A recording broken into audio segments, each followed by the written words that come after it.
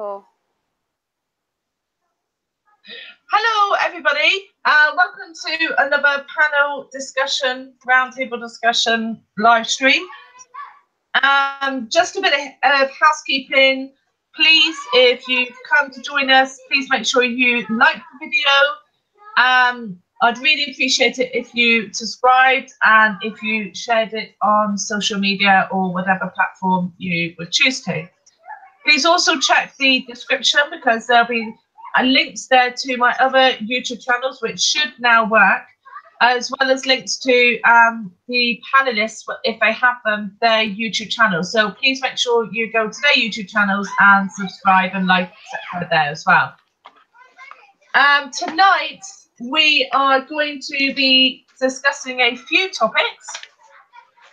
First of all, I'd like to talk a little bit about World Regression Day. And actually, I'll talk about that later in the live stream because I'm hoping we may be joined by a couple of other participants. So that will be a good topic to do later. I'm sure we're going to be talking about Mandela effects at some point. We will be also discussing topics such as speaking in tongues, alien abductions, and dream encounters, as well as some phenomenon that one of the panelists especially has to share with us, and that's Elishua, and anything else, of course, we come across. So first of all, I'd like to introduce the panel and ask them to say hello and whatever else they would like to say as an introduction.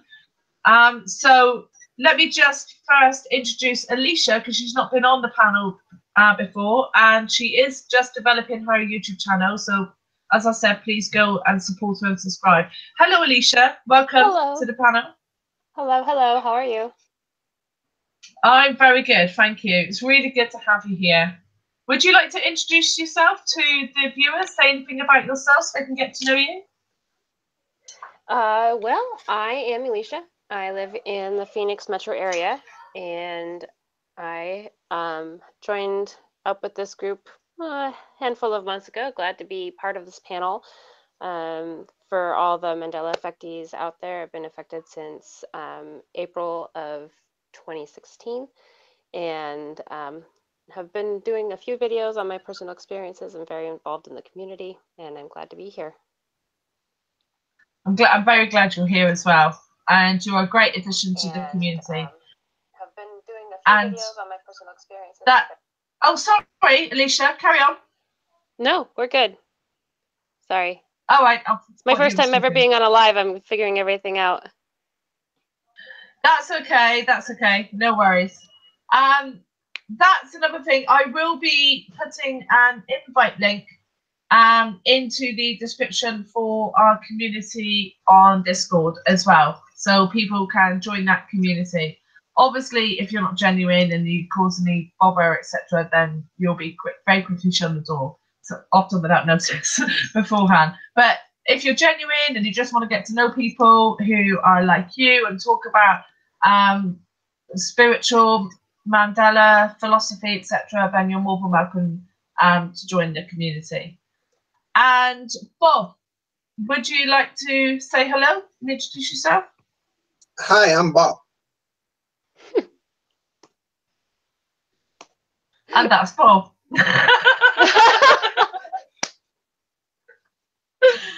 Okay, all right. What about you, Magi? Hello, everybody. I'm Magi. Okay, Michele? Hey guys, it's Michele, and I have a channel called Michele's Opinions. Actually, the channel's name is Michele M. It's searchable under Michele's Opinions. Thanks, Mel, for having me. I appreciate it, and let's dive deep. Thank you, and thank you and Elishua for being a little more verbose. Okay, so Elishua, would you like to share your story first of all? I can just introduce it and the topic, and you can share what you've experienced. Are you happy to do that? Do you want to talk? You were talking about what I saw the other day on the road. Yes. Yeah. Oh yeah, So yeah. Okay. Well, Alicia is going to tell you something that happened to her the other day. This is a topic that's quite hot on YouTube. There's many videos, if you look on YouTube, displaying this phenomena, and it's a phenomena where people see or see objects in the sky and strange movements of objects in the sky. So, on saying that, away you go, Alicia. Tell us all about it. So I don't know how many people have been watching and seeing the videos about planes either flying backwards or like stopping midair in the sky. But I've been already watching handfuls and handfuls of videos of people catching planes not moving in the sky. Let me tell you, people, it does not prepare you to actually see a plane parked in the middle of the sky. I was driving about 80 down the freeway in the #1 fast lane, and I look over and there is a plane just hanging out. Now, normally I would have pulled over, but I'm in the #1 fast lane, and someone's creeping up at me, 95. All I could do was watch it not move as I drove on past. The strangest, most interesting thing I've seen in the sky, and that's saying a lot. But planes are not supposed to be parked in the middle of the sky, you guys. Definitely not. Were you with anybody? Was there another witness in the car with you? No, of course not. Always away. Sod's law, as we say. Always away. Yes. The first thing I did, I mean, I have my talk to text, so I did, a voice clip to my 2 best friends. I was like, you guys are not gonna believe this. And one video called me right away. He's like, why do you always experience this? It's like, I can't get a single weird thing to be witnessed in my life, and you've got, seams in your carpet moving and seeing planes parked in the sky. I don't know. Incredible. And of course, you couldn't take a photo because you were driving the car and it wasn't safe to pull over. So again, sod's law. But it's interesting that you mentioned your friend saying that, because I have heard it said, the hypothesis, that these phenomena that people are experiencing, and I've experienced unusual things in the sky as well several times, that if they're not really there for everybody else. Like, other people would not be able to witness it themselves, and it's only those who are on this ascension path, awakening, or are more psychic than the average. I've heard all of these claims that is what is allowing us to see these phenomena that can't be observed by somebody even standing next to us sometimes. What do you think about that, Alicia? I don't know. I haven't had an opportunity to interact with any of the people who have also witnessed this, but it's not the only weird things in the sky these days. Like I said, I haven't interacted with a lot of these people who are seeing all these and capturing it and knowing it's not right. But I do know that in the group of people that I've been able to interact with, there is a handful that have experienced and witnessed these things. Of course, I think those that can see, I don't know, it's like seeing the truth, but it doesn't make any sense. Yeah, no, I get it completely. And it's interesting, but this hypothesis that it even seems to affect digital recording equipment. Absolutely. Like I've seen people take photos and see things in the photos that they didn't even see at the time. And, there is that phenomenon where people can do impressions on film with their mind alone, with their consciousness. So there is many previous examples of this. I mean, people even get allegedly spirits and ghosts to put images on film. And that can occur on VO type of film as well as on digital recording equipment. And of course, you've got, people tape recording ghosts, asking them questions and playing it back at different speeds, and we can hear the answers. So there is a lot of history in that kind of phenomena. So when you translate the fact that there's very little difference between a camera, a digital recording or non-digital recording device, and our eyes and brains, it's actually exactly the same thing. And that's why how cameras are made. They're modeled after our own, the function and the form of our eye. And so when we're looking at the world, we are effectively looking through a digital recording device. So there isn't much difference, that's what I'm trying to say, between one that you hold and one that you look through. So to me, it's the same kind of thing, which would explain why it seems to be that, somebody could take a photo of a phenomena and the same thing happen. It's not there for other people who were there at the time. Right. But then you've got instances where large groups of people see this phenomena. So whether that's entrainment, I've talked about that before. So say, for example, you've got one very psychic person who can see this phenomena in a crowd of, say, 10 people or whatever.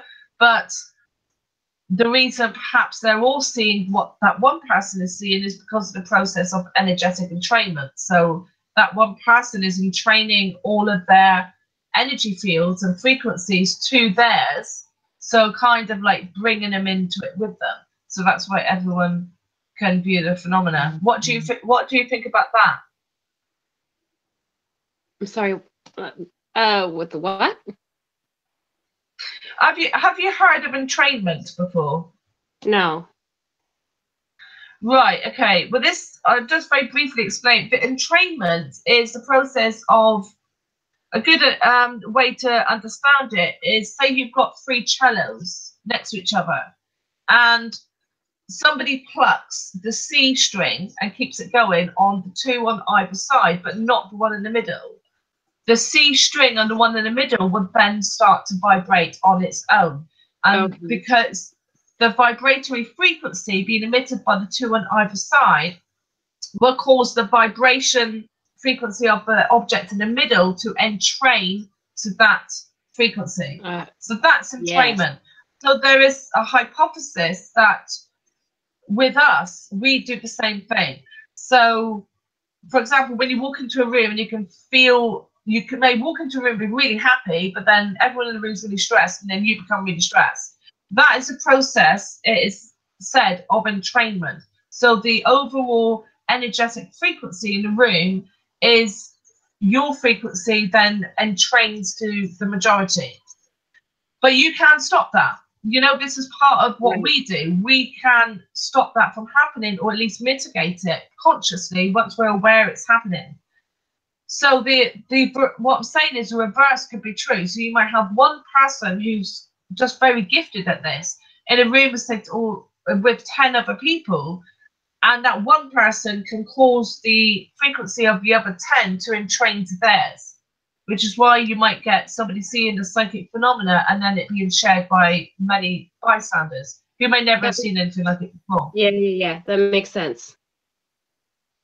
Okay, yeah. So that's what I was suggesting might be an explanation as to why sometimes these things are shared. Yeah, exactly. What do the rest of you... Sorry, so you say that again? I said absolutely it might be an explanation why there could be groups of people who see things not because they would normally see it, but because of the people within the group that could. Yeah, exactly. Which is why before, groups seeing these phenomena used to be relatively rare, and yet one of the things that's occurring far more frequently, almost regularly now around the world, is groups seeing strange phenomena, UFOs and all sorts of other things. So it seems to be that this is, I think, part of the ascension, there's a cohort, a group of humans who are, their frequencies, for whatever reason, by whatever means, that's debatable, is being shifted, but that shift is allowing them to shift others' frequencies up towards theirs or towards theirs, to entrain them to them. So you can actually start to energetically wake other people up that you know consciously by this process of entrainment. I believe, anyway. What do the rest of you? Like, what do the rest of you think about what Elishua shared and what I've talked about? Just jump in. Bob, Magi, Michele. I think there is something to that, as when we go through the empathy stage of the journey, you know, your heart kind of cracks wide open and you can feel other people around you. Then when you understand that you can connect up, then you start to understand how energy works and is transferable to one another, and how we can actually change or be manipulated energetically. And as we become aware that, things are manipulating us around us, then we can take our sovereignty back and then learn how to change from within us out to other people in a good way. Exactly, I agree. What do you think, Bob, Magi? I think that part of it is cognitive dissonance, and part of it is other people see it, but they don't care. I've got an example. There's a friend of mine who has seen some of the Mandela effects, and he kind of pauses for a minute and gets curious for a while, and then he told me, well, what can we do about it? So some people see it and are indifferent, and I believe it's the individuals who are seeing it are glitching, not that the sky and the plane are glitching. So the glitch within us is stopping us from buying into the storyline that most people are comfortable with, as in you come here and some people think there's no other world after here, some people think you go to a heaven or hell. Everybody's got their own model of what's going to happen, and I believe they're all valid. When you talked about other people's frequencies impacting others, I believe this is the part of moving on to a different perception, a different way of looking at things, a paradigm shift. So whether that plane is moving or not isn't as much curiosity to me as when we recognize that we're in a holographic reality.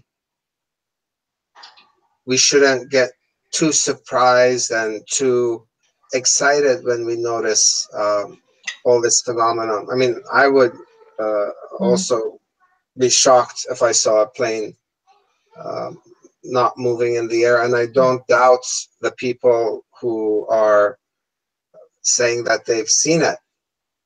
But the more interesting aspect for me is that a change is happening, and it's like a glass panel that starts to crack from different areas, and each line of the crack ends up reaching a different corner, and the corners are represented by for example, changes in the sky, Nibiru, any of the non-fear-based conspiracies. I mean, some people with Nibiru, they're excited because they think that, they're coming here to help us. It's making the individual to choose, are you looking at this from an angle of love or angle of fear? Do you believe that Right. the universe is a hostile environment, or are you part of the universe and the universe is always going to provide for you? And many times we might not understand the entire situation that we're encountering, and it's very easy to attach to past experiences and come up with a conclusion without having all the information. So that's where I think that we start to glitch, and the glitch is just to remind us that this is a holographic reality, and eventually some other people will start seeing them and start their awakening process. What I do not agree with, though, is that this is only for people who are on the path of ascension, and I don't think it's a selective groups. It's a choice. Do you want to investigate this further, like my friend with Mandela effect decided that he doesn't want to?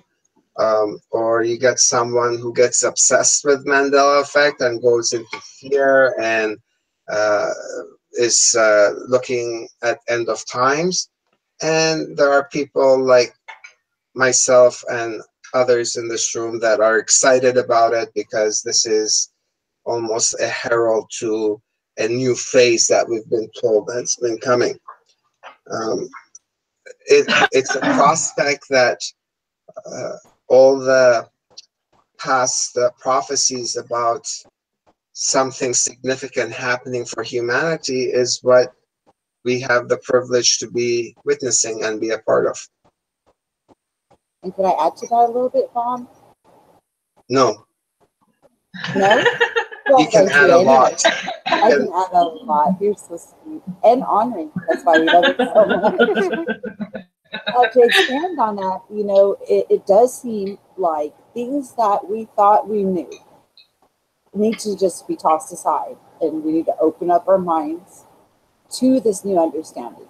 It almost seems, at least, you know, from my own personal walk, and that's all I can speak from, is what I've gone through and testimonies to other people that's caused confirmations and things like that, that, wow, something really fantastic is going on, is, you know, that what I thought I knew doesn't matter. The left side of my brain, logical thinking, the thinking and all that rabbit hole stuff, all that useless knowledge is being tossed aside.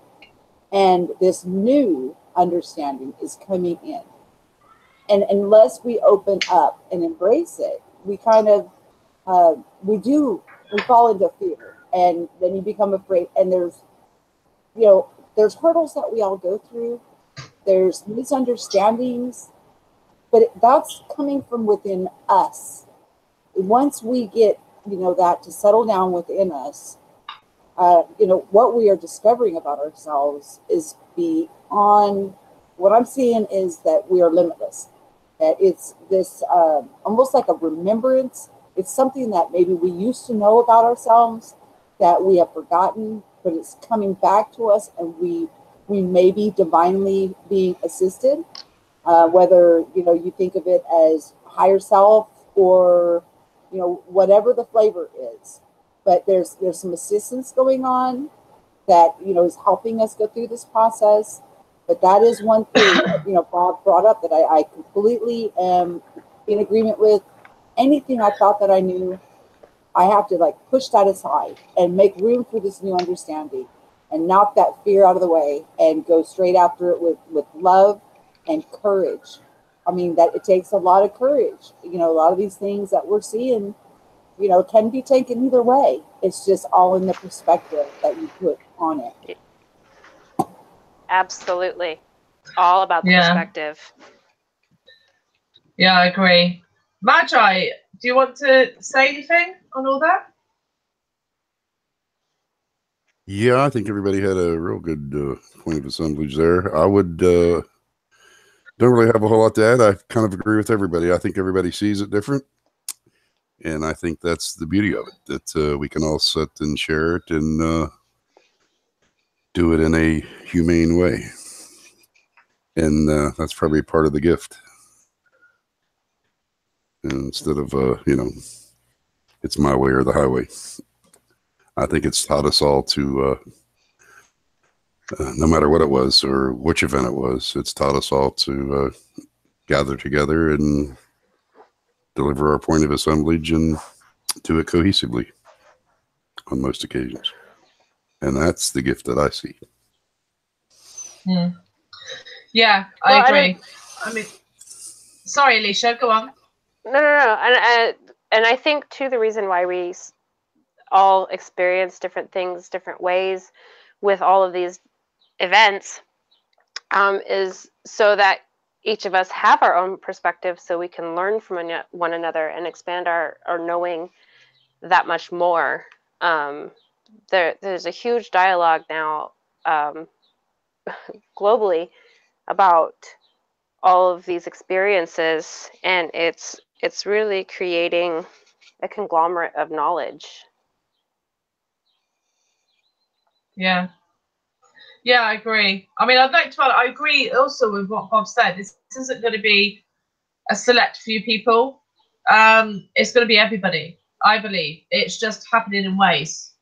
At least for me, I found that when my awakening process started, I was speaking to somebody today about this, and it seems everyone goes through the same things, but perhaps in different orders and at different rates. So, for example, for me, it started off with acceptance and having like a spiritual kind of experience where you feel that sense of love. I know Michelle's talked about this, but then it went on to me having to accept things that I've done in the past, make apologies, basically sort out any problems in relationships with, people in my life.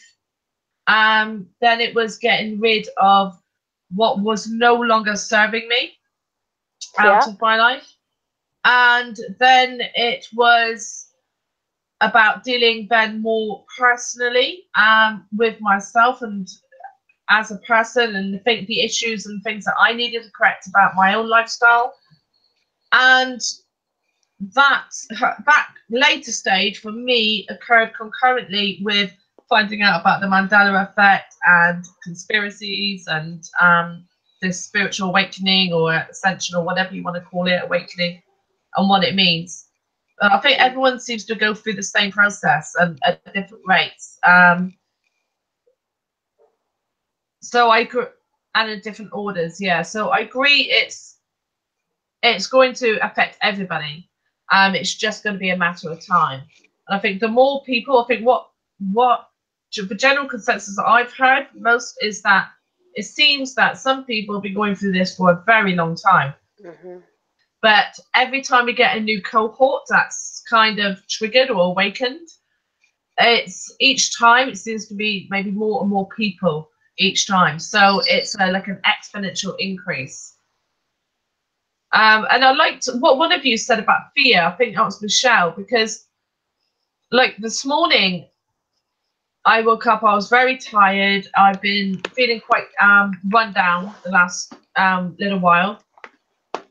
And this morning I woke up and I was very tired and my mood was low and I was struggling to be optimistic, to feel that connection. So it was sunny here today. So I went out and I just sat for an hour in the sun and meditated, listened to some meditation music, and then concentrated on connecting back with Gaia.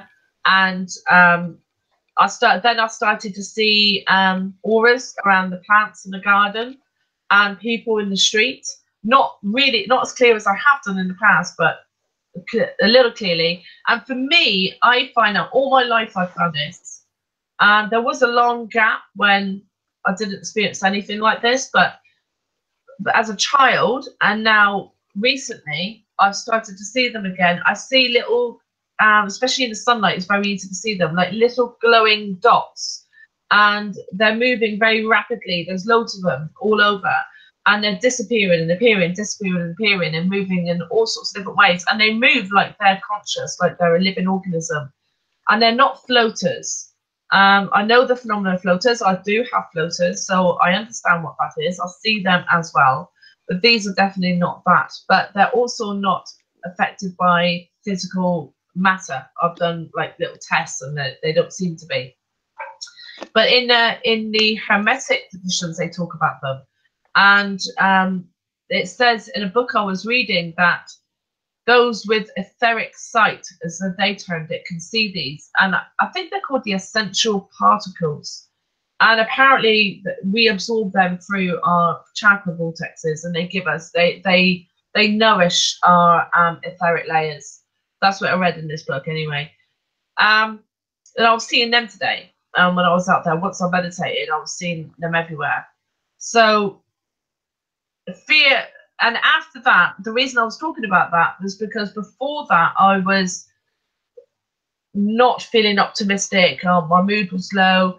And then after that, I was feeling much better and much more optimistic about life and the future and in general. And then suddenly, synchronistically, several things happened all at once, not by my action, to resolve issues and problems I had.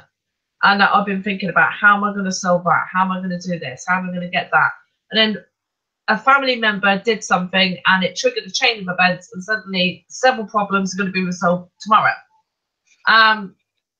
So that, I believe, is because my frequency had raised, and I know after I meditated, I felt a connection to my higher self again, and my higher self was reassuring me and telling me that, or giving me the feeling that everything was going to be okay. You know, the future will sort itself out. Have faith, have trust, and then all that happened, and it was like a confirmation, which was wonderful. So it put me in a really good mood again. So it's like these little confirmations every time I find my mood goes down and I lose optimism, something will happen and it will bring me back again. It will just reconfirm or affirm to me, an affirmation that this is very real and it is happening every time I doubt. Anyone else got anything to add? I want to add to that. I believe this has been happening throughout human history. And it's like we're trying to get to a flashpoint. In the 60s, a lot of higher consciousness got introduced on the planet, and that's very apparent in the music. The system, and by system I mean government, establishment, culturals, any form of protocol that's established in society, stifled it. It's like if you have something that's smoking and you cover it up, it's going to consume itself out. But if you get a wind hit that smolder, that's when the flashpoint will ignite into flames. So right now the wind is approaching, it's here. It's whether we're going to cover up again and stop the process from igniting, or are we going to we have to drudge through this, because it's not comfortable. It's not comfortable to openly discuss many of the topics that we are. The main difference between now and the 60s and 70s is that we've got the internet. So the entire globe, for those who are fortunate enough to be able to have access to internet, will be able to participate in this phenomenon. Some people will look at how we tend to express what we're trying to from the lexicon and that person's perspective.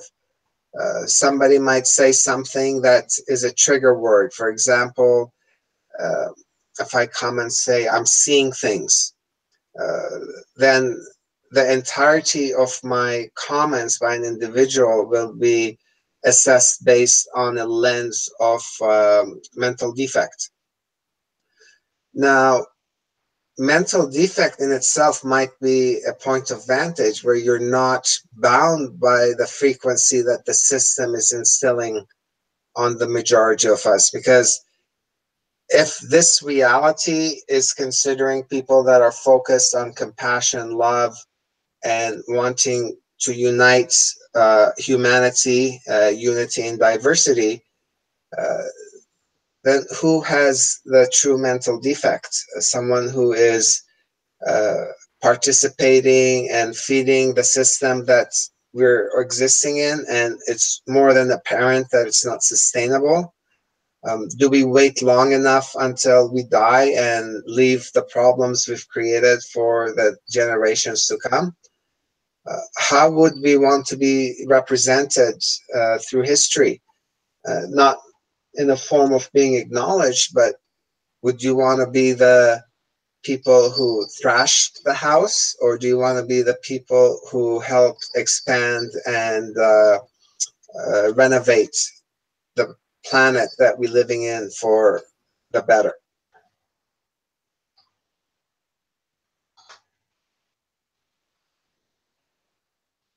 Thanks, Bob. Like Yeah. cultivating, like tilling the soil to get ready for that beautiful garden to bloom. You know, way showers. I mean, there's been so many different terminologies for what we're going through, and they all seem valid. And it's not about wanting to have acknowledgement. No, because for some reason, you know, as I've been going on, that chosen status, all that stuff, that's gone. It's everybody is in this. We're in this together. Yeah. There is no Yes. chosen. There is no elite. And, you know, it's a Right. matter of tilling the soil and preparing for this new understanding for us to come together and unify as one, and in a beautiful way. You know, let those flowers bloom. So, as Bob was saying, it's a matter of how do we want to be remembered in history? Do we want to be remembered in history of somebody that destroyed this place, or that we tilled the soil for this new understanding, that we got rid of some of this garbage that we put between our ears and that we consumed, you know, and thought that that was the way that the world's supposed to be? That's one thing that I'm getting pretty clear on, is whatever I thought that I understood, I misunderstood. And, you know, it's an eye opener and it's very humbling. And at the same time, you do feel honored and blessed, because you are going along with this transition, and you're doing your part, and you are a way shower. Whether you're out in the middle of the street, you don't need to be out in the middle of the street screaming to people. You don't need to be forcing your perspective, or you know, that old way of doing things is changing. We're understanding that we are so unique and we're individuals, but we are not individuals. We have more in common than we have anything that separates us. We are all in this together. If it's good for one, it's good for all. And so we're going through this transition, and there's going to be early sprouters, just like any garden. There's going to be blooms. But that's okay, because the rest of the garden is going to come in its due season. So that's how I look at it. Like that, you know, I touched on a couple things that Bob brought up that are very important. One is, you know, people get afraid that when they go through this awakening, that, okay, hold on a minute. Is my family going to be left behind? I mean, there's so much of that left behind fear that comes out first. And then you got to knock that out of the way. But as you grow and you understand, nobody's going to be left behind. We are in this together. And it is a wonderful thing. And you do feel honored. You do feel special with the things that are being revealed and the new understandings that are coming in. But you've got to be willing to let go of what you think you know. And you've got to, what was that? What's that quote that I had? To remember, or don't forget to remember. Don't forget to remember. That's a mouthful, and that'll mess with the needle for a while. Because I think that's a lot of what's going on, is we're remembering who we once were that we have forgotten about. We're being restored back to whatever we were before we got confused. So, yeah, it's amazing. But yeah, if I can, you know, sum up what I was just talking about, basically, if you come and there's some kind of a teaching that you fall, you know, you're listening to that resonates with you, if they start to tell you that you're special, that you are, you know, you're listening to them because you are a special person or things like that, then those to me are like trigger words. And you talk about trigger words, that too, that they don't quite understand that this is an all encompassing one single cell organism movement.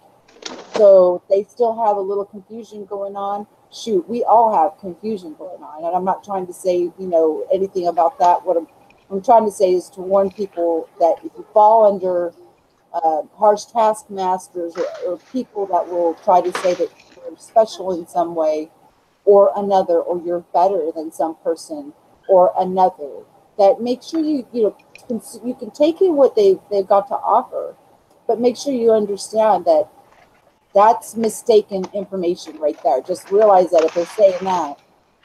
I'm sorry, Alicia, did you have something to say? Oh, no, I'm tending to children. Sorry, I don't know how to mute myself. I'm sorry, I didn't know if you were trying to interject, but that's one thing, you know, if I could give anybody advice, that's all it would be that, you know, that would be a lack of understanding that they're at that point, that the chosen thing, you know, just trying to realize that that's still a mistake because everybody's in this together and it's a wonderful thing. Thank you. No, thank you, Michelle. Thanks. Alicia, oh, you figured it out. Wait, you've muted yourself. Okay, I won't tell you else to do it. Magi, have you got anything to add to what's been said?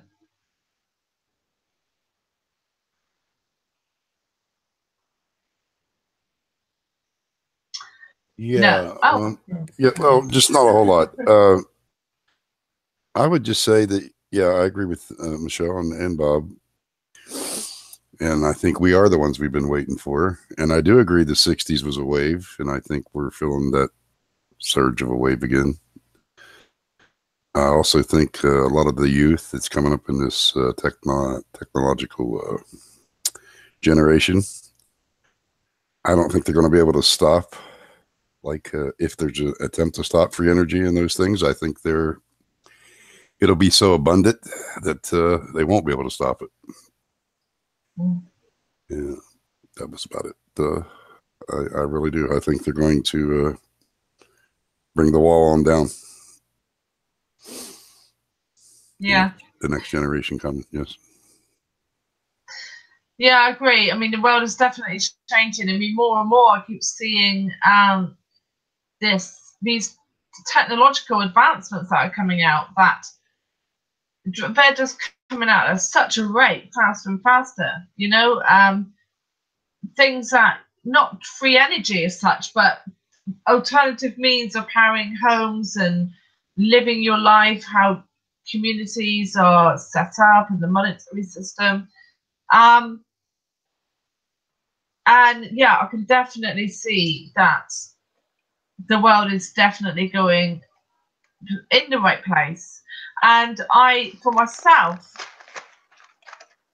well, for most of us, I think, we do agree that it is about manifestation. So the more people that are having these positive, optimistic thoughts and conscious states about the world and where it's going, then the more likely it is that we're going to collectively achieve that, because we do create this reality. It is a holographic reality.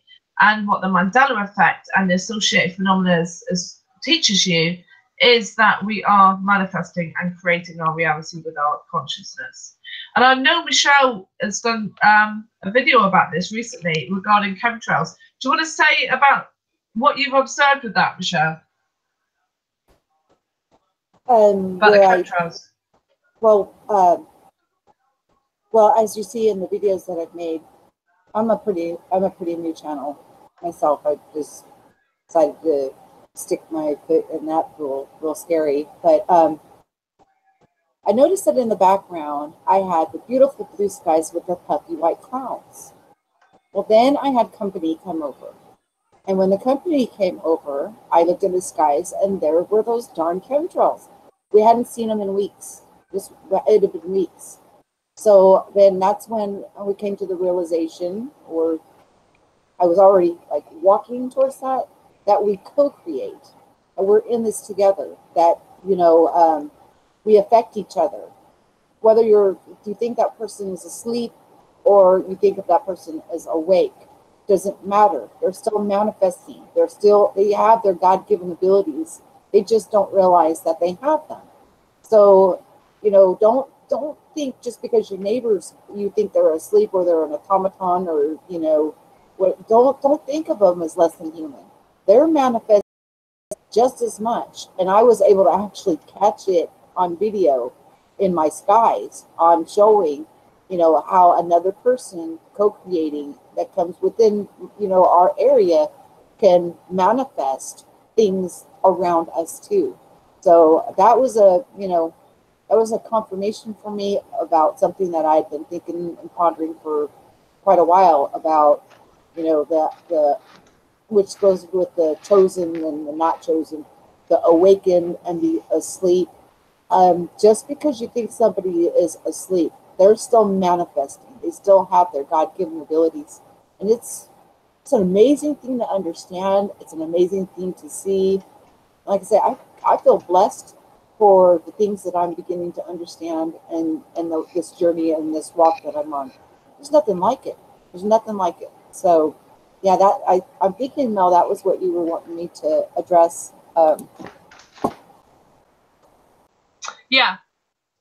Yeah, definitely. Because I've witnessed the same myself. The more positive you're mooded, the less you see chemtrails, or the more you think about chemtrails, the more you'll see them. And funny enough, that tied in with how I was feeling today, because today's the first clear blue sky we've had for a week or so. And when I said I was feeling quite down and negative this morning, the sky today had quite a few chemtrails.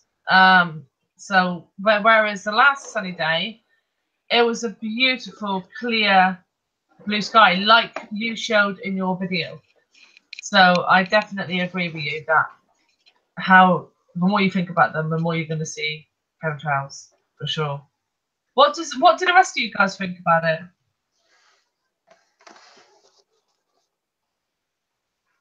Magi? You haven't said much yet.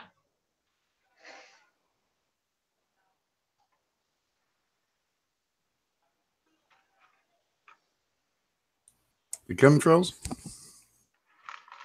Yeah, about it's us manifesting them, or whether it's manifesting them or switching timelines and dimensions, whether they're not visible to some people and only to others. What do you think about it? Yeah, I could agree that, and I've also witnessed, if you're focused on something, I've seen it be more abundant. Those asleep not manifesting, I'm not saying they're not manifesting. I'm assuming they're not realizing they're manifesting. I would only assume that. Just for the simple fact that just like we said earlier, I've seen people admit they see changes with Mandela effects, but like Bob said, or whoever said, that they just don't have time for that. I've been told that by people that I've. So, I mean, to me, I would say that obviously that person's awake and can see that the changes are there. And for the life of me, I cannot tell you why they don't see it as a big deal. I still on my search there, on my search list. Not only with family members, but even people in Discord. Yeah, I agree with you there. My family's the same. You tell them, they're like, they look at you as if, and even when I try to explain the ramifications of the Mandela effect to them, it's still like you either get a blank look or yes, it's deer in the headlight look. What can we do about it? Mm-hmm. It's like, wake up! Do you not realize what this means? What the implications are? Yeah, really. And they're not. Yes. They don't appear to be slowing down. It's very, very strange. What's your experience with your family members, Alicia? My mom actually was here in August, September, and she and I actually had quite a discussion on the Mandela effect and seeing all those things. So I definitely say my mom sees what's going on. My dad and my sister, I haven't had those discussions with them. I'm very selective about who I talk about these things with. But my closest girlfriend, one of the first people I told, she knows about it, but she doesn't see it. And then I actually have another good girlfriend that I totally opened her eyes to what was going on, but she's already been like truth seeking. So yeah, my experience has been the people that I do choose to talk to have already been truth seekers. So when they look into it, they're like, oh boy, yeah, some of this stuff's really happening. Otherwise I don't, because when I first did it was, yeah, deer in the headlights or getting a little irritated. So yeah, I'm very selective about who I speak with about this.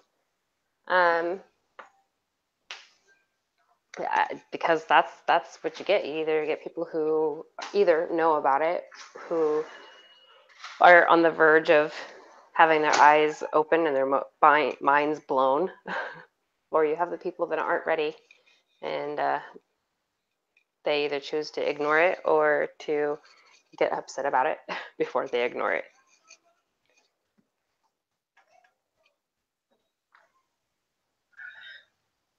thank you. Thanks. What about you, Bob?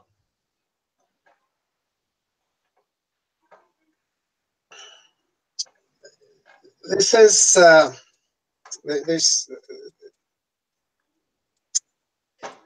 I don't really have anything to add to it, but this is a very personal and individualistic experience. So as long as the phenomena is there and we recognize that ours is going to be different from somebody else's, it creates a community.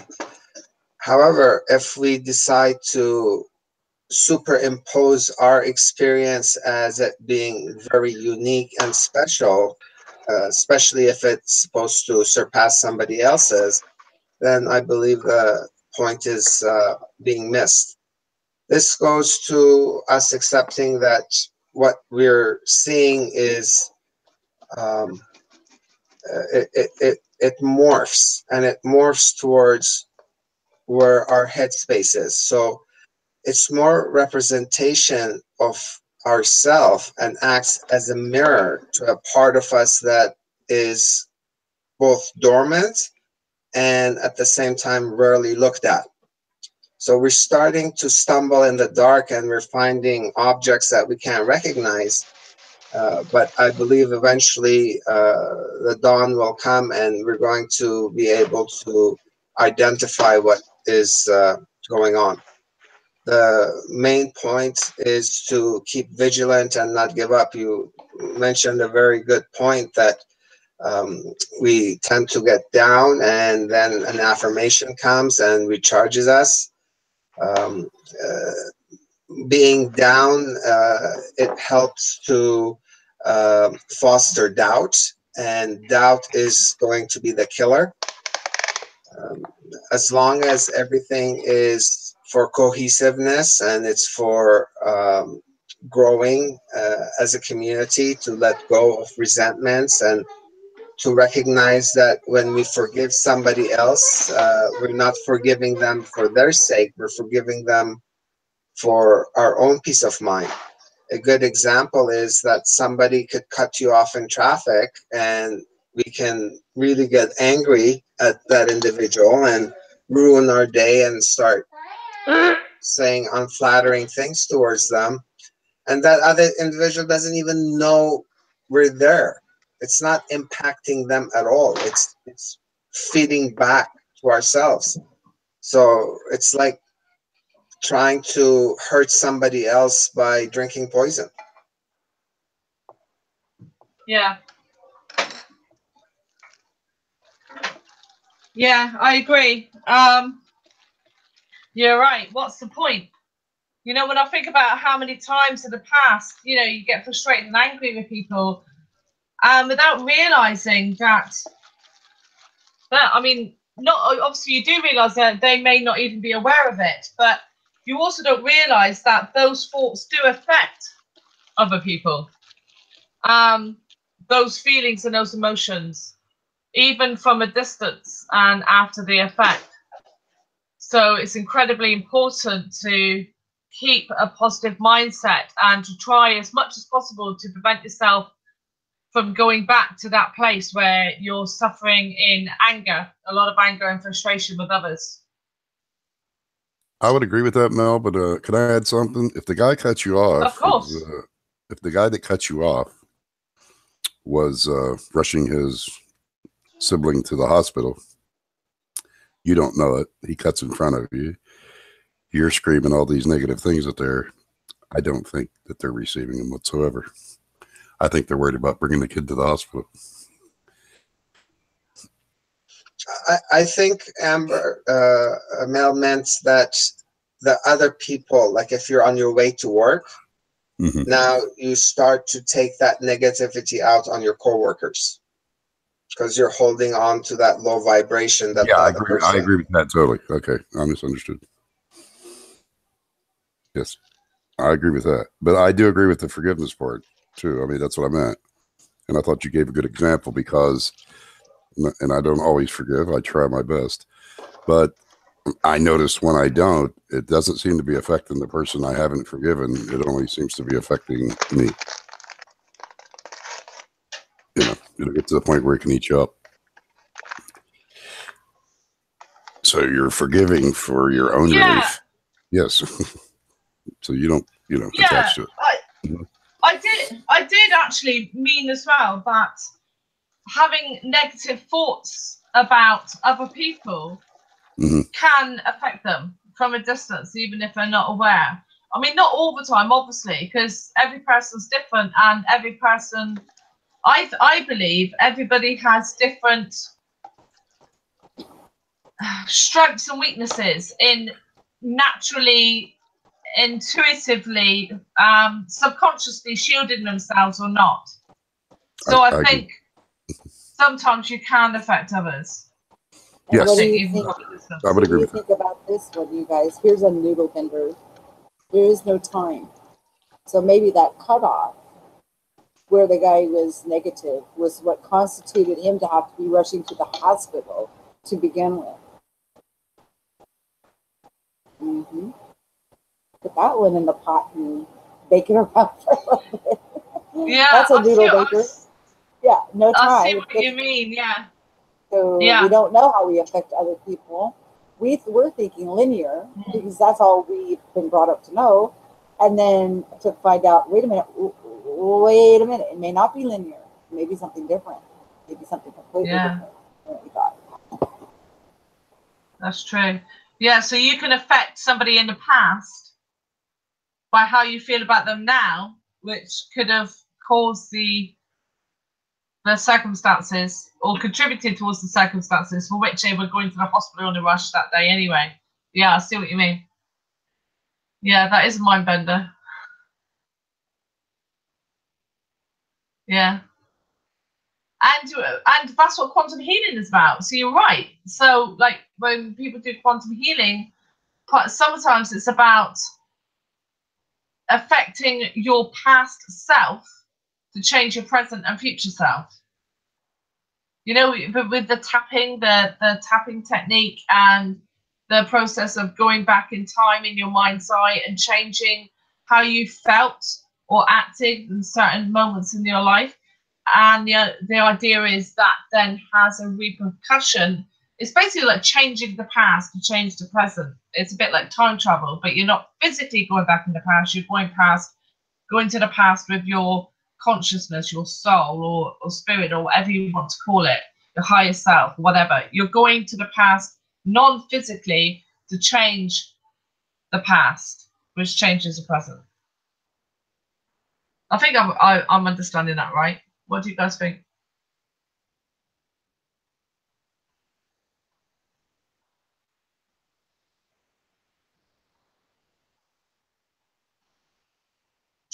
Okay, so anybody's just okay. Let's move on to a new topic. Okay, so one of the other topics I wanted to bring up this evening was what people's thoughts are on alien abductions. I'll just say briefly about my own experience with that, in that I don't have any that I'm consciously aware of. I have seen UFOs in the past, so I am very confident that aliens do exist, basically, or that non-Earth made or this reality made craft are visiting the planet. Now, it's debatable what aliens are, where they come from, if they're created or not, if they actually exist independently of us. But I am confident that they are coming here because I have seen craft that are most definitely are not human-made. But alien abductions, not that I'm aware of, although I've learned that there are some key indicators that might suggest I am an experiencer. Just seeing a UFO makes you an experiencer.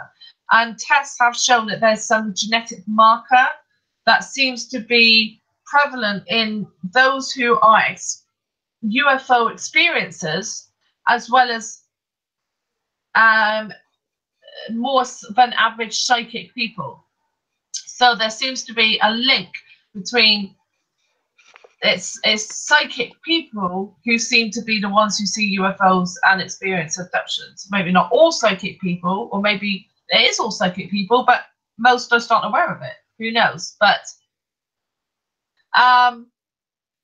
so what, Michele, would you like to talk about this topic?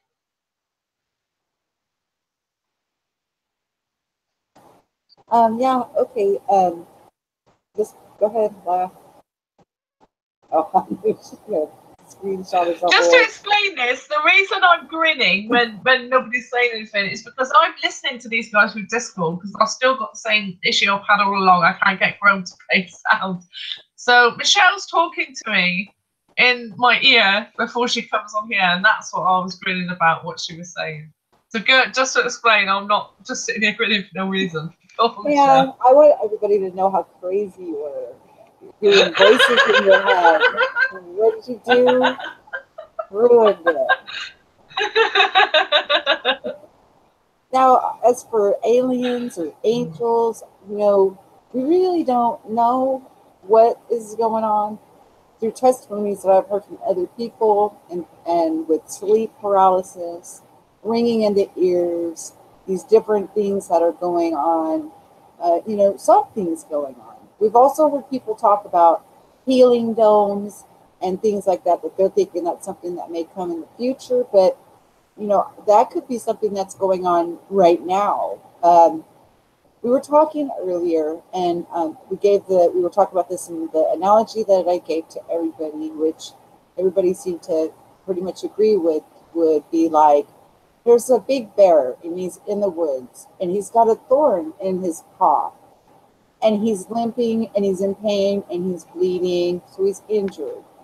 And we as humans, you know, we know that bear, he's just a bear, and he would hurt us. He could hurt us, and he's hurt, so, and he's afraid of us. So what we would do is we would tranquilize the bear. We would restrain the bear, so we could take the thorn out of his paw, give him the stitches or whatever he needs to heal up that bear. And a lot of the things that people are having done with the sleep paralysis and different anomalies, the vibrating feelings, like I just did a video on this earlier today, actually, with it feels like an energy type of thing that is wrapped around you. It's not a painful thing. It feels like maybe like your leg is going to sleep, that kind of a sensation. And there's a good possibility that some healings are going on in our avatar body that they're doing on our behalf. And we're the bear. We're like the bear. So, whether they have to put us into some kind of a restraint or something so we don't harm them or harm ourselves,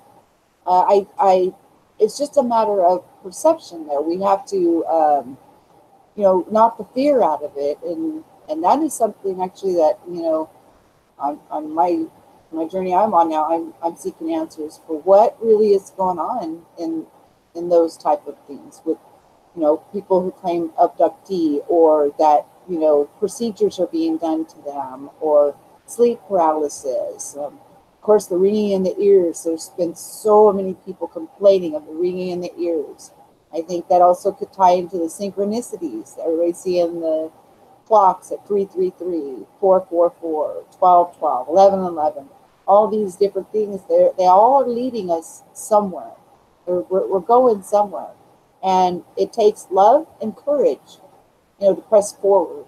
And, you kind of let go of the pride, the ego, and all that, and think that thought that you knew everything fades away, and you make room for the new understanding as we grow and walk this. And very interesting. And I have to say, people that are suffering from this, it could be a very, very frightening experience. It's just, put it into the perspective. You're the bear.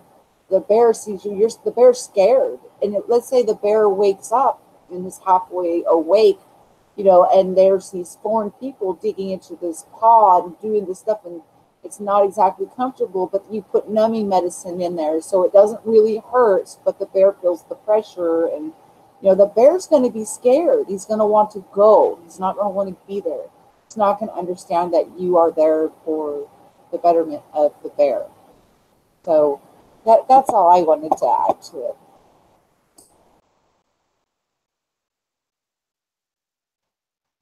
Thanks. Yeah, it's an interesting perspective, because you're right. I mean, alien abductions seem to generate, understandably so, a lot of fear and anxiety. And I mean, I can't imagine what it would be like to have that kind of experience. And to me, it would be akin, and worse even, to waking up to find a burglar in your home.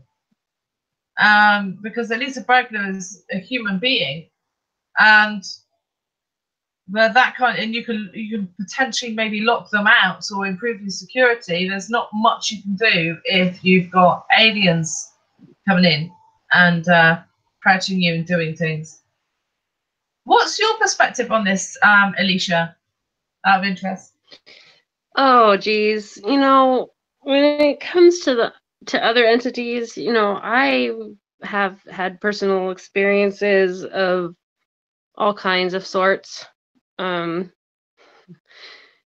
am 100% sure we're not alone, and there's so many things I could relate, but really it just comes down to, I think, that the veil is thinning, and we're starting to interact with other dimensional beings as well as intergalactic beings. There's so much evidence and first-hand accounts and leaked documents of, up. There's no doubt in my mind. And, I don't think there's anything to be afraid of when it comes to that. And the fear that is there, it just needs to get locked away, because there's nothing to be afraid of. I don't know what else to say.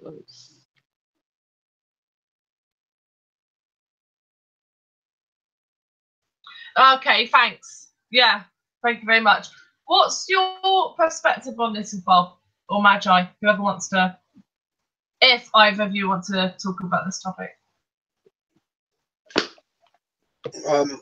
I am learning about this as I'm going on, so I have nothing to really contribute. Okay.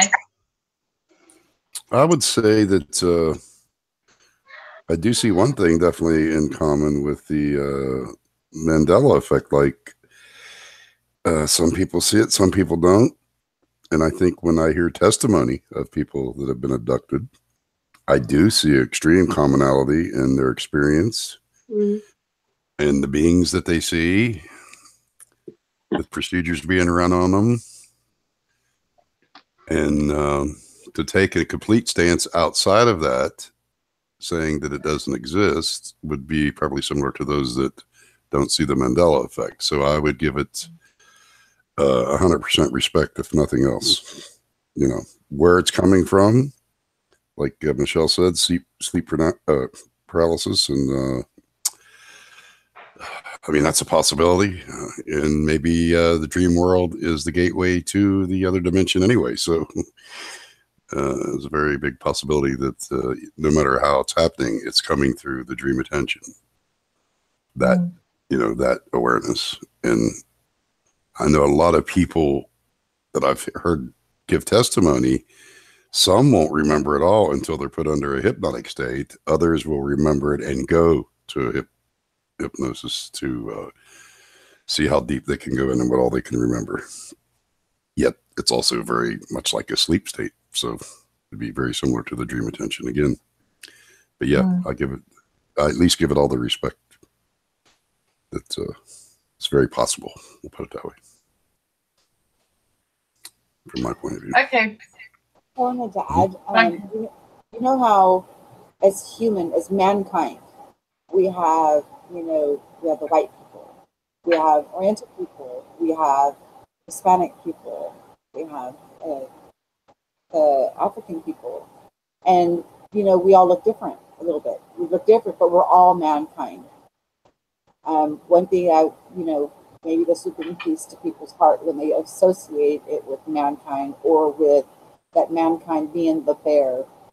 But if you're seeing and have seen different ones, just because they look different, that doesn't necessarily mean that they're different flavors. It could be, just think about, what the bear would think with an Oriental guy standing there, and then a white guy standing there.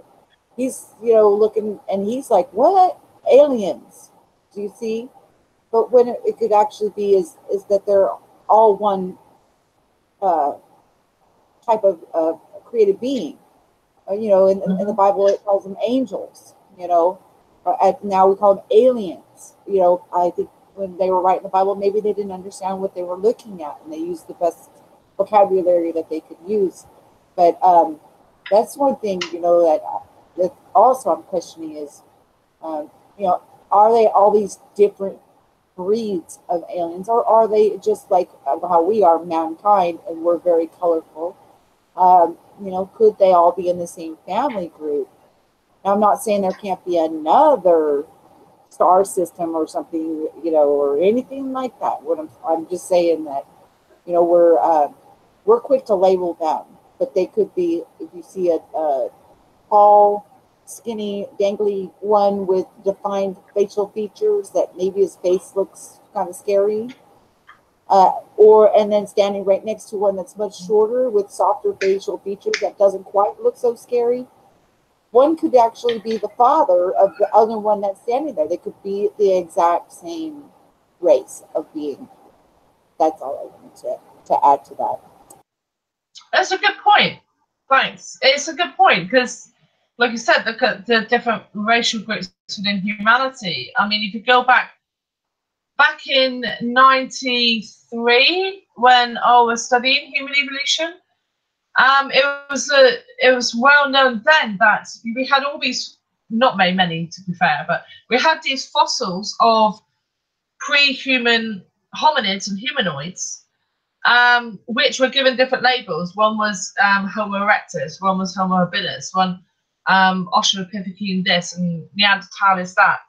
But some of them, there was still a lot of, and I don't know if this is still the case, I imagine it is, there was a lot of debate in the scientific community that whereas they've labelled two different skulls, if you like, as being different hominid species, they may actually be the same species, either a different racial group or a different gender. Because in primates, you know, there's quite a big degree of sexual dimorphism. So where you've got very different appearances, if you like, physiologies between the male and the female. And one of the characteristics unusual with our species is there isn't that much difference compared to other primates. So, and then you look at dogs and cats. I mean, look at all the different breeds of dogs. They're all the same species genetically. So they're just different races of the same species. You've got the same thing with cats and cows and sheep and I don't know, whatever. So, and these different races can be very, very different.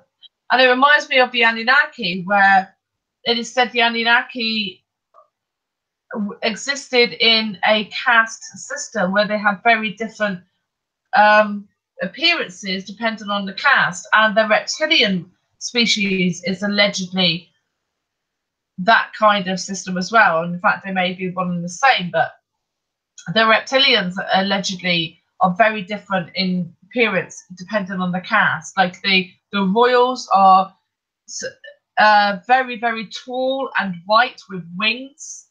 And then you've got various ones underneath that, and then the bottom of the caste system are very very different, smaller without wings, and I think a different color, brown or black.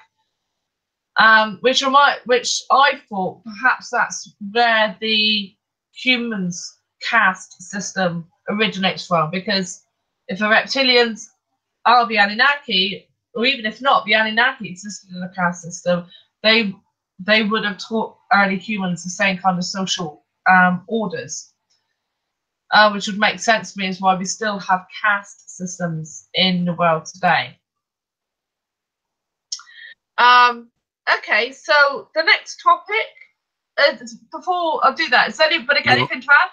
Yeah, I'd like to add just something to that. In the Whitley Strieber testimony, and then I think they made the movie Communion and the book Communion, he said when he went up to the being, he actually pulled off a mask, and then there was another being, and he pulled it off, and then about the third or fourth time, he said, "You're like that Chinese box where you just open the box, and there's just another box." He said, "You're not going to let me see, are you?" And the being shakes its head no. To me, sounded like it had the ability to shapeshift and appear however it wanted to. In that testimony, anyway. Yeah. Mm. Yeah, definitely. So, I mean, that's another thing that's definitely going on, I think, is shapeshifting. Yeah. And I think there's a wall in Peru that shows different, you know, it shows more of the little alien type gray. And I'm just wondering, you know, based on those testimonies, like you said, if in some of the cultures, if they appeared reptilian, I mean, in the others, they don't seem to. I've heard of tall whites. I've heard of ones that look just like us, and they have white hair and white skin. Very, you know, maybe a aura around them, bright. But I also noticed that in a couple of the others, they don't seem to show that in the movies, but in the interviews, even the Travis Walton case, the logger, when he exits the ship, he sees a tall white. The grays are more like workers. In that case, that's what he concluded. I mean, based on his testimony. Yeah. Yes. And a few others that I've watched give testimony also will see a humanoid figure before they leave. And those, thanks, Magi, and those who are watching this now or later who might think, well, that's ridiculous, shapeshifting. It's actually very, very real. I mean, put it this way. The cases, for example, where people are schizophrenic and have multiple personality disorder, but different personalities in the same body will have completely different health conditions. So one personality, when it's dominant, when it's controlling the body, that body, for example, will be diabetic. Another one will have another health condition that requires an actual physiological change to occur.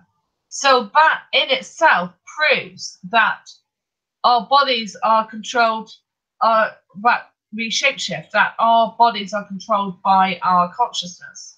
So we do have the ability to shapeshift. We're just not particularly proficient at it for whatever reason at this time. But there are people who are very proficient at it. You can literally shapeshift their limbs. I've seen video of this, and I know video can be faked. But think about all the stories in our cultures about werewolves and people shapeshifting in various animals and things like that. These myths didn't just come from nowhere. There's always some truth right at the beginning of them. And we know now, we have evidence, existing evidence now, that people are effectively shapeshifting. And when science is showing that the smallest unit of matter they can find is energy, which means that our bodies are literally just energy, and our consciousness, our soul, is energy, and it's connected, then there's absolutely no reason why we can't do it. People who do genuinely spoonbend, who do employ telekinesis. This is all the same kind of thing as shapeshifting. It's affecting physical matter with your mind. And there's no difference between the physical matter of my lamp, really, and the physical matter of my body. It's all just made of the same stuff. So Michelle's saying things in my ear to try and make me laugh again. Thank you very much. Before we move on, anyone got anything else to add to that topic? Okay. So the next topic I wanted to talk about is a phenomena that's known as speaking in tongues.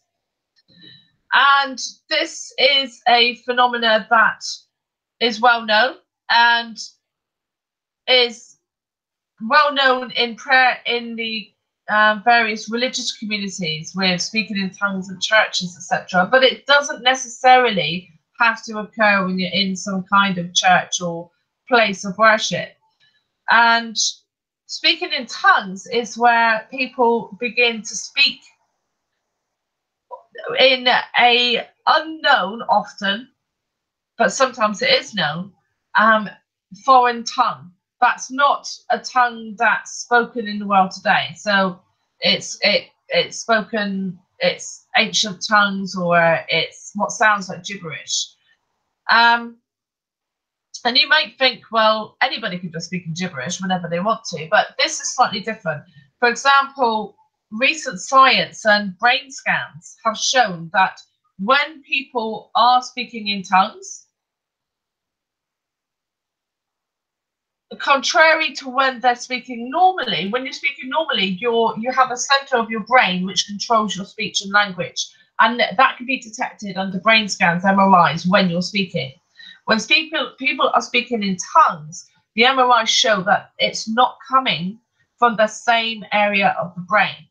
In fact, they don't know where it's coming from, but your part of your brain that controls your speech is not firing up when people are speaking in tongues, genuinely speaking in tongues, which is a very interesting when you think about it, because that means their conscious brain, or their brain, is not doing it as such. It is coming from somewhere else, something else. So I just want to speak a bit about my experience in speaking in tongues, and then ask the panel. And I only recently, like in the last couple of years, have ever really heard about it, to be honest with you. It's something that I have done all my life, and ever since I was a child. Now, if my family watch this, they might be a bit surprised, because it's not something I've ever done in front of my family members or friends. It's something I used to do. I used to go to my bedroom or the bathroom whenever people weren't around and do it. But it's not something that you just choose to do at any time. You can do that, but it's not the same. when you're speaking in tongues, at least for me, my experience, it is a compulsion. It's something that you have to do. The feeling comes over you and you have to do it. So if you don't do it, for me, if I was in a public place or with other people, I would do it silently in my head. But then it would just go on and on and on and on. Like my brain I was having to keep doing it, keep doing it, keep doing it. Sometimes that would be enough eventually and the urge would go, but sometimes it wouldn't. And my earliest opportunity there, I'd have to get it out. So I'd have to go to a private place to do it. And for me, the language, to me, it's always seemed similar to like a Semitic language, like an Arabic, the kind of sounds I make. I've never known what it is or what it means. I've watched other languages spoken on television and nothing is exactly right. I just always assumed, because I've always believed in reincarnation, or I must have just been in a culture that spoke that language in the past life. That's what I've always assumed it was. But I know many people don't think that. They think it's God or somebody speaking through them. And I honestly don't know. It's just what I used to think. But there are other people who have experience with this, so it'd be interesting to hear their viewpoints. But first of all, I'd like to go to Bob. Bob, are you around? What do you think of this phenomena? I've never experienced that. I'm not familiar with it, so unfortunately I can't have an opinion. Okay, fine. All right, fair enough. Magi, what do you think?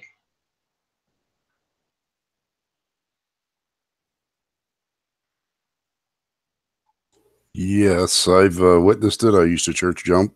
I've never experienced it. I see it very similar to channeling. I've seen it done very orderly, where 2 or 3 will do it and 1 will interpret.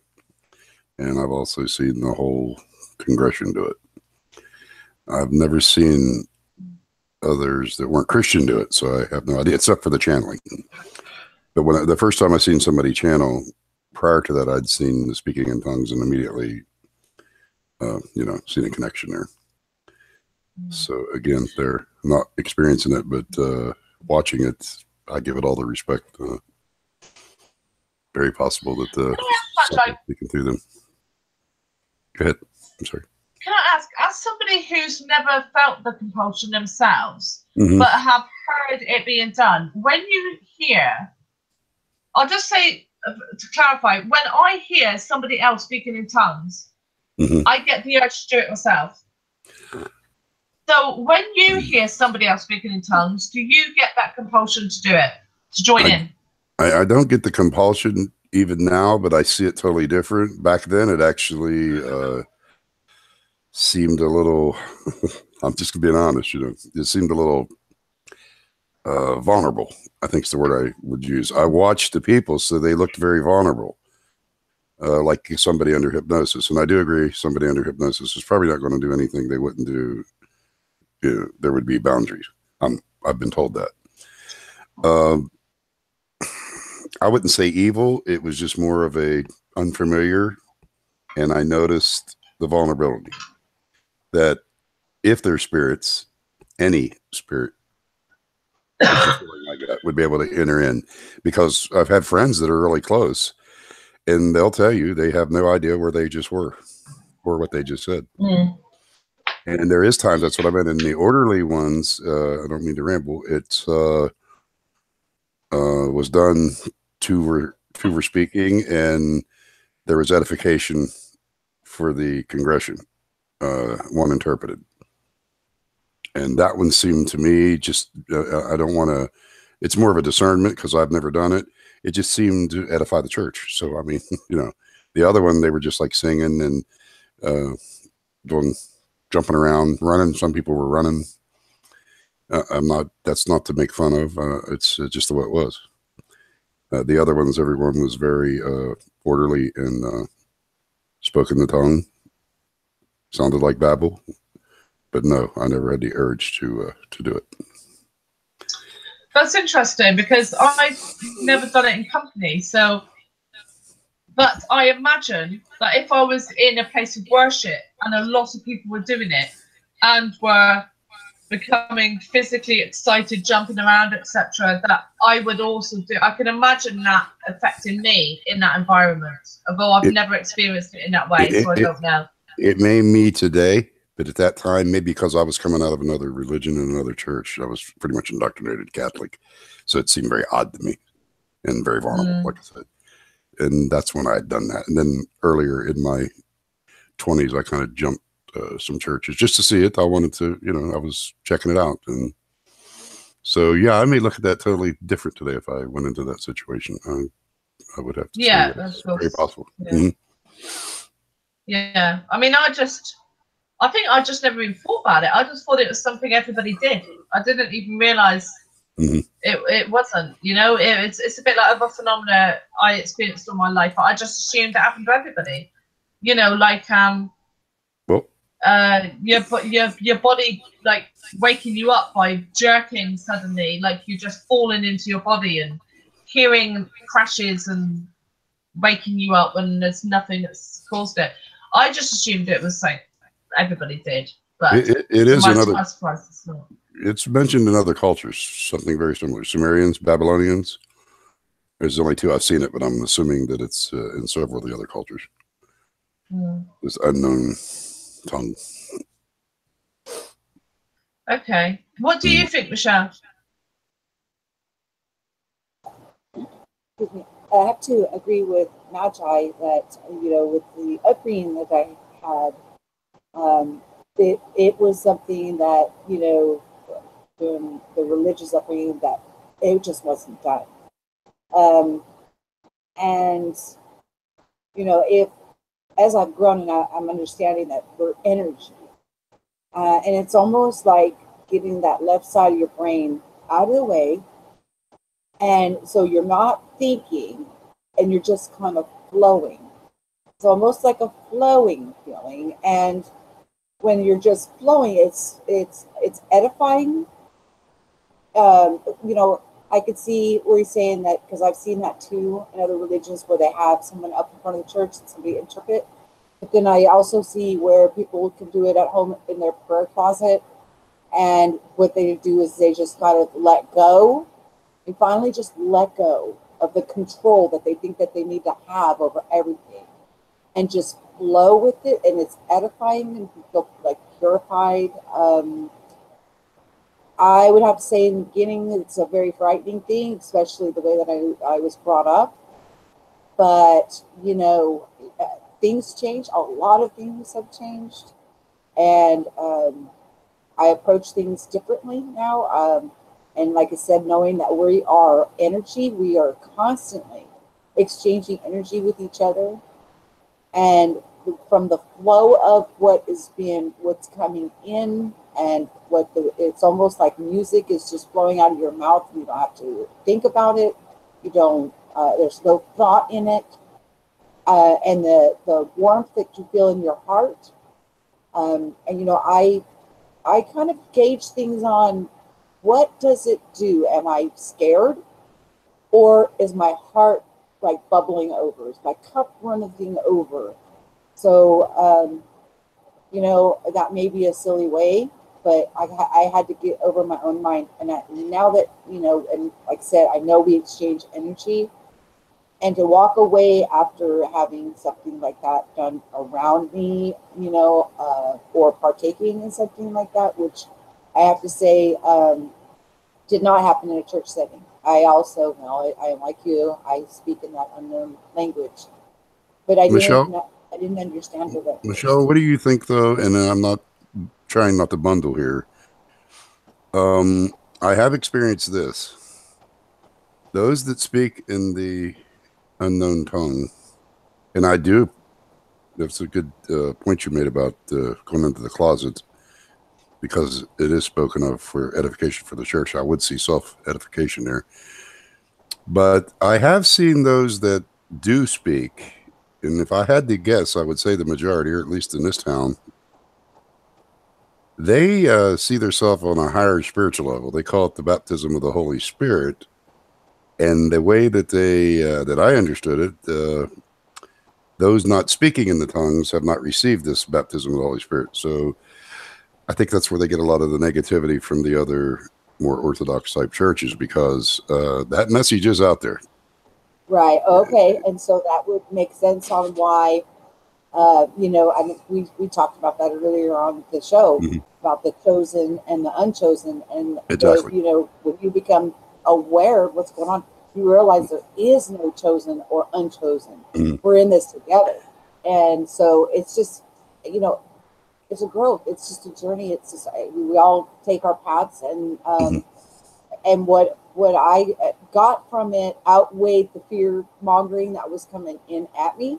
It was a huge thing to overcome because I had a lot of questions. I had a lot of questions about what, I verified it with, now you made the third about some words that were being said, because I still, was like, what's going on here? What am I saying? What's going on? And, but I have to tell you that, when I get my mind out of the way and I just allow it to flow through, it ends up like my heart expands, things come into clear focus. And, it's almost like blessing other people around you with, it's like, I think the Bible says that the Spirit gives you utterance for the things that to pray for, that you know not what you need. So it's, you could take that and understand see, even words don't, our vocabulary doesn't do justice to what we're actually going through here, but it has nothing to do with that anybody is on a higher platitude or that anybody is more spiritually evolved. We are only as evolved as the lowest person, because we're in this together, no matter what. So bringing awareness to people, and whether or not, they speak in tongues or not, and trying to make a judgment call on people because they don't, is ignorance, in my opinion. It's just absolute ignorance. Would I want other people to feel what I'm feeling when this kind of thing is going on? Heck yes. Heck yes. That's the only part that I would say, that they're missing out on. But to say that somebody is more spiritually evolved because of X, Y, or Z, or any of that, no, guys, we're in this together. We're all in this together. So, we were talking about the garden earlier. Bob was talking about, how do we want to be remembered, as the destructive ones or the ones that are, showing the way? How do we want to be known in history? Or I can't remember exactly how he put it. It was very profound. I looked at what he was saying is planting a garden, and then some flowers bloom a little earlier, and the other stuff comes in a little later in their season. But it doesn't mean the full garden's not coming in, because it is. The whole garden's going to come in. Not even going to be an issue. There'll be a time when we'll be, saying, I can't believe they didn't know this, because it'll become, and that's what I'm hoping for, is that everything becomes such common knowledge with everybody that all this confusion that we're going through now, we'll be like, oh, were we ever so confused? It just, it's a wonderful thing. But no, to answer that, that I actually talked about that a little earlier about, when you're getting advice or counsel from others, listening to, if they say that they have information, but then they say you're a chosen group, you're a special group, or because you're listening to me, you are, on this journey, well, you can take what you want from the conversation, okay, but realize that they are still in mistake in their mind when they're saying that if you're listening to them, you're in a chosen group. Those are the kind of people that they still have some things between their ears, and just please, you guys, take my advice on this. Just duck away from those kind of people. What they're wanting to do is get you to co-create something that will benefit them. Realize that we are all in this together. We all have these God-given abilities within us. They're being stirred up in each one of us, and we're stepping into our places in order to evolve on. And I see it as a beautiful, wonderful thing, and it's for everybody, not a select group. Thank you. That was really nice. Thank you. Okay. Anybody else want to add anything else on this topic? Okay. All right. So my intention was to talk about my experiences with World Regression Day recently tonight, but unfortunately the others who I was hoping would be able to make it, who did do the same meditations, haven't been able to. So I think I'm going to postpone that, and hopefully I can get a group together who all did those meditations, and we can do a live stream later to talk about and compare notes about our different experiences. I will just clarify what World Regression Day was. It was recently, there's a website called quantumhealingpractitioners.com, and it's like a forum. It's somewhere you can go and you can either register and sign up as some form of quantum healer and offer your services for free or otherwise on there, or you can go as somebody seeking healing of some description, and you can search by your location or by name or by type and find somebody who offers a certain form of what you're looking for in your area or around the world. You can book appointments with them. And they also, many of them, because many of the people who are registered are practicing, they offer free sessions of various types as well. So you can get free different types of healing on there as well. Well, this website, I believe, was set up and is run by a lady called Candice Crow. And they offer training as well in quantum healing. Well, recently they organized their first ever World Regression Day. It was a few days ago, where they offered various meditations, hypnosis types for free to the world. There was a maximum number of people who could participate in each session, of course. And I participated in 2 sessions that day. One was hosted or run by Alison Cole. She's the quantum healer you've probably all seen. She's one who was talking about, she was getting a lot of her higher selves of her clients saying the event would occur, in March or the first quarter of this year. And the second session was run by Pamela Aralyn. It's hard to say her name, Aralyn, Pamela Aralyn. I'll put their YouTube channels actually in the description of this video once it's finished and processed. And because I know the last time I checked, Pamela hadn't done so as yet, but Alison had, because it was recorded on Zoom, Alison had uploaded the regression hypnosis she did onto her YouTube channel, so everyone can participate and do it themselves in their own time, which is, I think, a wonderful thing. Out of the 2, for me, Alison's was more profound, more emotional, more a deeper meditation. Pamela's was very different, not worse or better, it was just a different type of meditation. And I learnt a lot and still experienced a lot in that one as well. And Pamela has an amazingly beautiful voice, I must admit. She sung a little bit in her meditation. It was hauntingly beautiful.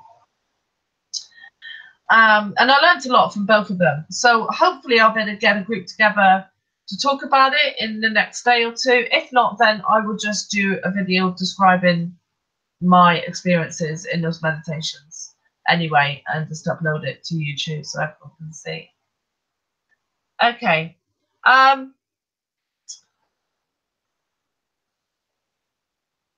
Okay, so what I'm going to do is I'm just going to end this live stream on, I'm going to pull, I did ask in chat if anybody wanted me to pull one for them, and nobody said yes. So what I'm going to do is I'm just going to pull an oracle card and 1 tarot card, and this will be for the viewers of this video in general, but it could also be for a specific viewer. So if you think this really relates to you, resonates to you, then that means it does resonate to you. So you can take what you want from the message it imparts. So these are the Oracle deck. These cards are by Ravin Phelan. That's spelled RAVYNNEPHELAN.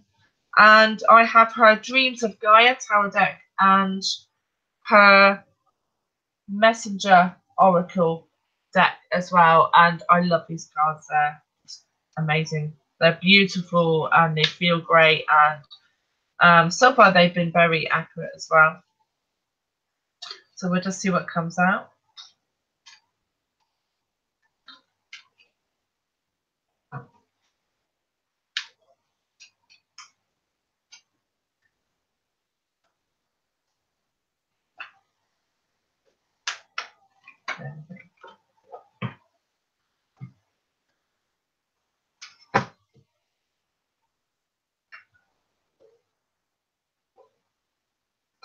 So the Oracle card, I don't know if you can see it very well. It's cool. The Oracle card is Let the Emotions Flow.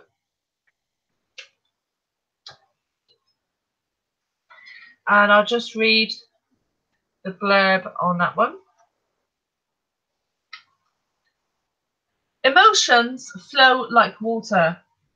They can be joyous like a babbling brook, as deep and strong as a river. Give yourself permission to feel and experience them without judgment or blame. Do not try to deny them, for that can only lead to harm and disease. Do not damn them within you. Release them. Let them go. Let them flow and go. Allow yourself to feel them and learn from them as you embrace them for what they are. A natural response to the moment that you exist in that will pass as the moment passes. Okay. Just put a tarot.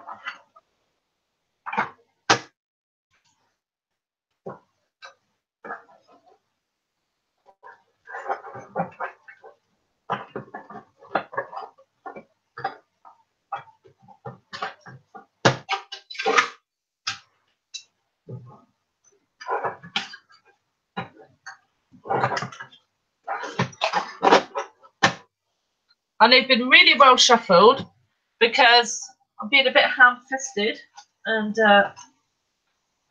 we've fallen off the stool onto the floor. So let me just gather them all up.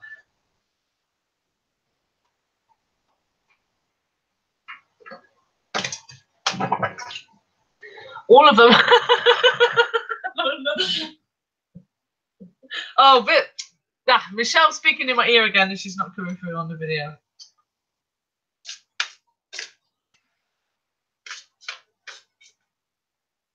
She asked me which one had popped out and I said, oh. Okay, here we go. One just popped. Okay, so this is the water card. And it's the 11 of water.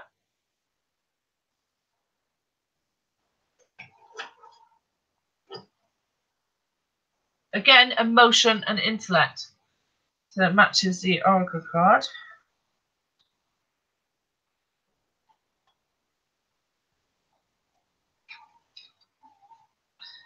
Okay, meaning. The 11 of water is a balancing and realignment card that addresses any emotional disharmony that may be influencing your choices and environment. It also represents the need for us to see the whole and how an imbalance can affect it.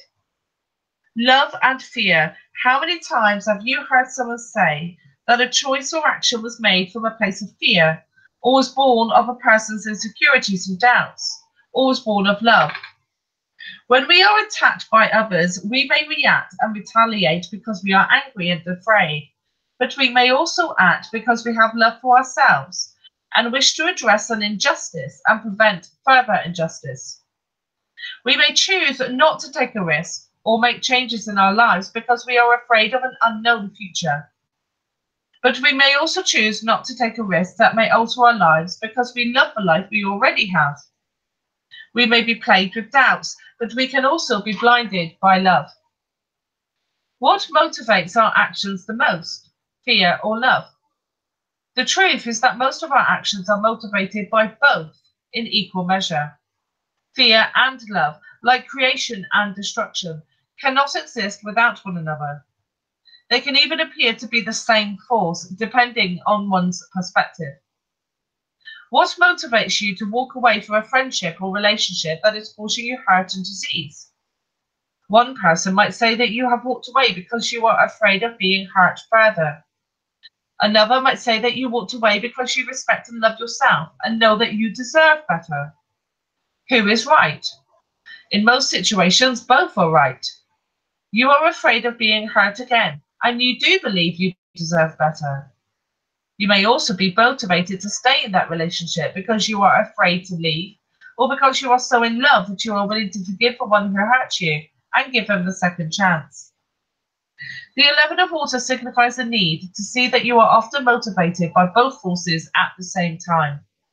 Love and fear are two halves of the same whole, and each flows into the other. However, an unhealthy imbalance can occur when fear becomes the dominant force and prevents you from breaking free of painful situations or relationships, thereby preventing you from leading a happy and productive life. The 11 of water also addresses the subject of suppression and expression. Suppressed emotion can lead to illness. Emotional stress can manifest in the form of depression, anxiety, high blood pressure, inflammation in the body, and in turn disease. There can be real and life-threatening consequences to suppressing fear, anger, sorrow, and other weightier emotions. The 11 of water does not suggest that life is meant to be lived on an even keel. Life will always offer at moments that will have us shouting for joy, or conversely suffering in silence. But if you express instead of suppress, you will move through life with more ease, as opposed to living a life of dis-ease and suffering. It is better to be proactive and mindful when it comes to your emotions. Never ignore them. Now, I've got a feeling it was those exact two cards I pulled the last time I pulled cards on here. I'm not sure. It's a really strong sense of deja vu reading both of those cards, so I'll have to check that. Okay. So, has anyone else got anything they would like to add before we end?